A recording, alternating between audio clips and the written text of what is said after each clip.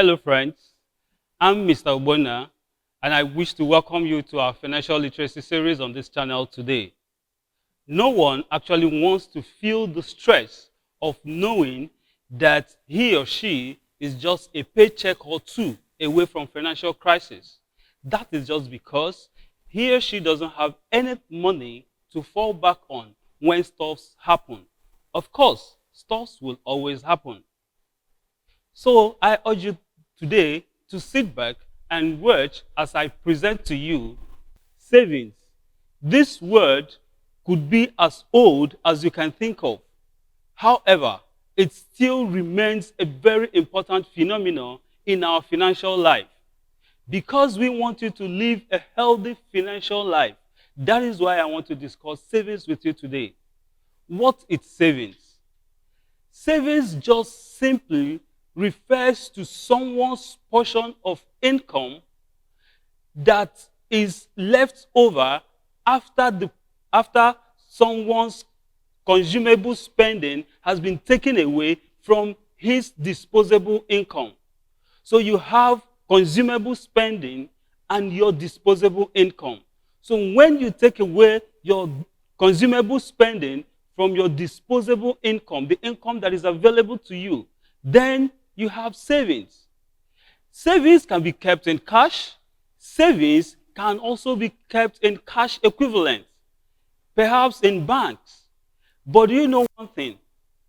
Savings are always exposed to minimal risk. And that explains why they also attract minimal returns.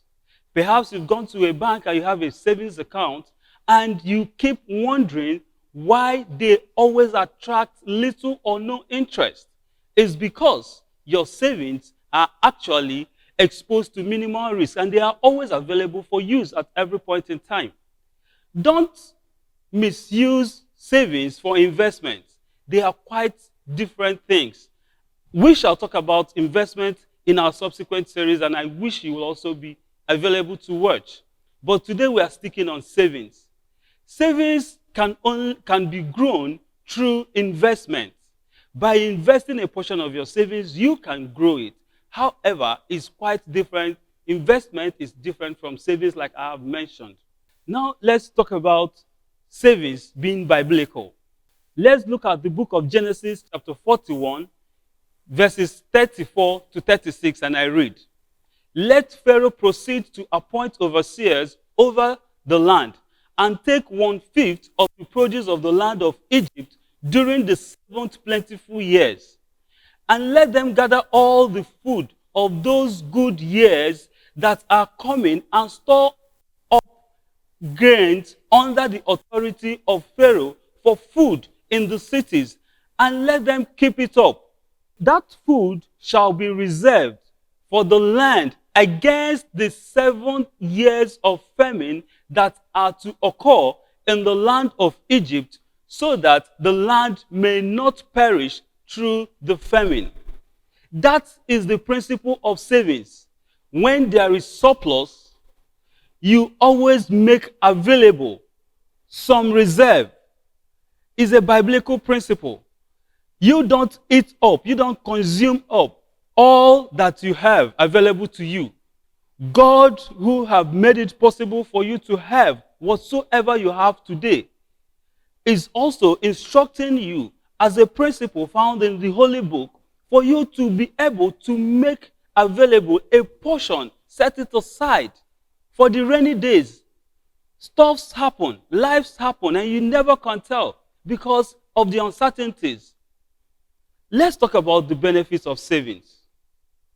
Savings provides a financial backstop for uncertainties in life. I repeat, you don't want to have that feeling when you have an emergency glaring at you and you have nothing to fall back at. Whether or not what you are falling back on is sufficient to take care of the emergency is another thing. But do you actually have something to fall back on? A lot of people today get stressed up just by mere calls for emergencies. Not just because of the emergency, but because they don't have anything to fall back on. Savings will actually help you to take away that stress. Savings helps you to increase that feeling of security and peace of mind.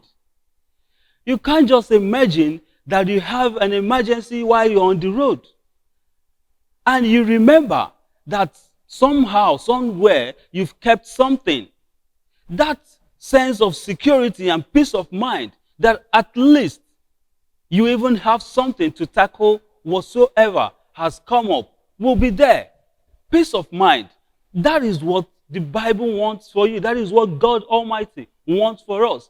And keeping aside something from whatsoever you have coming in will always give you that sense of security and peace of mind. Freedom to pursue your dream. Have you ever wondered why people get stuck in jobs that they don't like? This is simply because they don't have savings.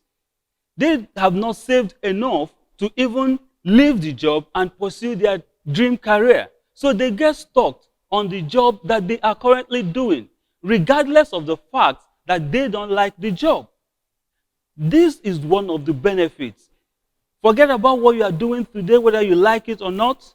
If you start a savings culture today, you can leave that job that you don't like. That job can take you or help you to, pursue your career dream. Long-term security.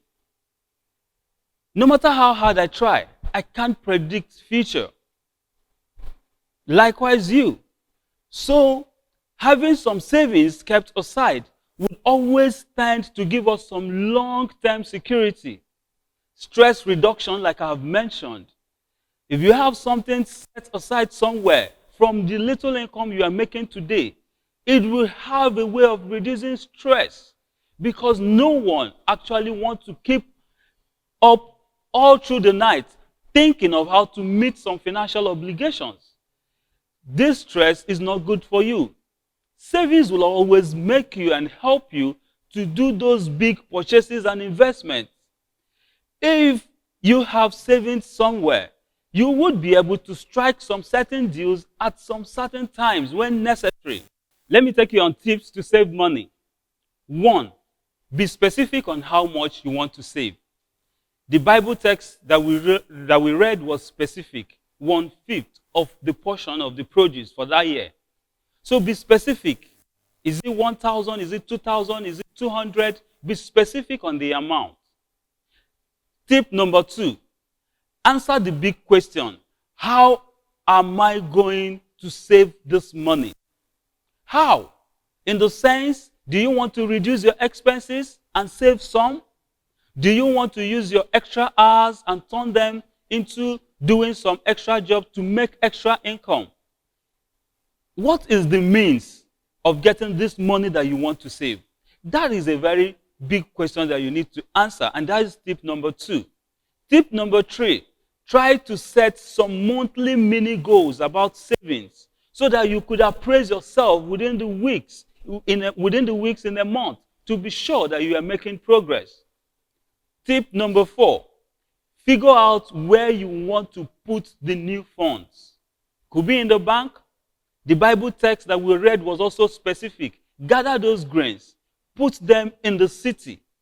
So you have to be specific of where you want to put those new funds.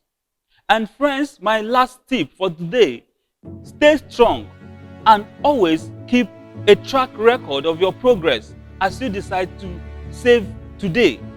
We desire you live a healthy financial life. We crave you to reduce the stress that comes along meeting with emergencies without having anything to fall back on. To listen more, to view more of our videos, click that subscription button below. Thank you.